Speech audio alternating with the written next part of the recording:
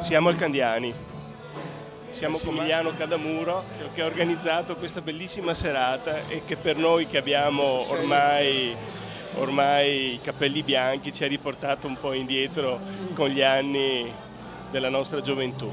Come mai questa iniziativa? Con quali scopi?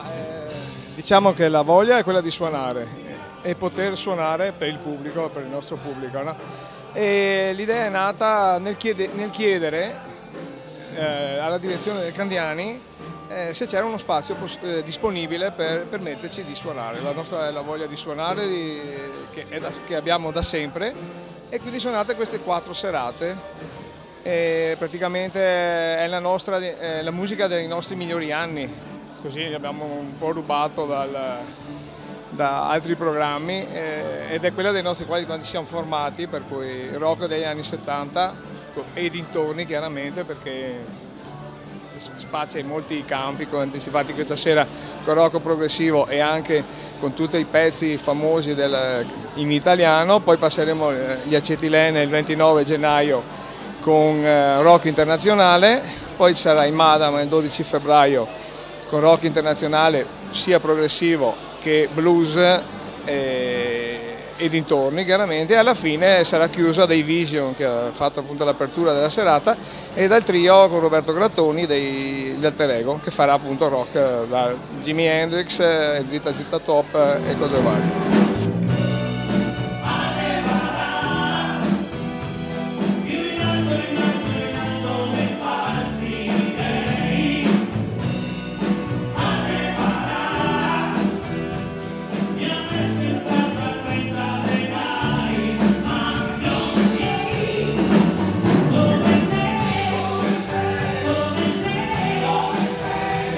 L'area di Mestre, l'area mestrina, comprendendo con Mestre anche Marghera, Venezia, eccetera, in quegli anni lì era un'area che era piena di fermenti musicali.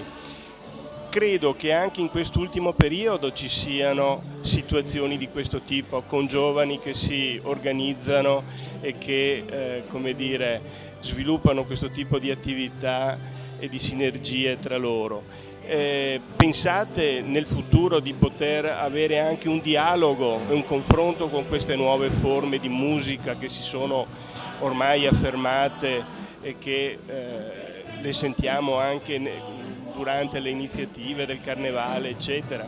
Ma senz'altro, questo è solo per noi l'inizio. Noi abbiamo ripreso dopo 30 anni di inattività, perché ci eravamo ritirati dopo l'avvento della discoteca alla fine degli anni 80, cioè all'inizio degli anni 80, ed eravamo passati a fare musica intima, cioè suonavamo a casa per conto nostro. Poi la voglia di suonare era stata talmente forte, dopo 30 anni ci siamo ritrovati e ci siamo buttati, adesso non abbiamo altro per la testa che suonare. Però abbiamo trovato una realtà, ritornando nell'ambiente, veramente spettacolare. Infatti i giovani sono molto più bravi di noi. Noi abbiamo imparato ascoltando i dischi, non avevamo internet, non trovavamo le parole, le tiravamo giù dal disco mettendo avanti e indietro la testina, graffiando i dischi, e riuscivamo a tirarci, e siamo formati così. Adesso non c'erano scuole, ad esempio, l'unica scuola di musica era il conservatorio, per cui musica classica, ma adesso i giovani hanno a disposizione fonti di tutti i tipi, scuole di tutti i jazz, rock, blues, le trovi dappertutto, per cui sono partiti da un livello molto più alto del nostro. Noi abbiamo l'esperienza, la cosa, per cui difatti anche questa sera c'è stata appunto l'apertura da parte di un gruppo giovanissimo, le generazioni, per cui però fondendo assieme le due cose penso che i figli con i padri, cose molto positive, e speriamo di andare avanti su questa strada. Grazie ancora dell'opportunità, in bocca al lupo per le prossime iniziative. Dal Candiani di Mestre, alla prossima.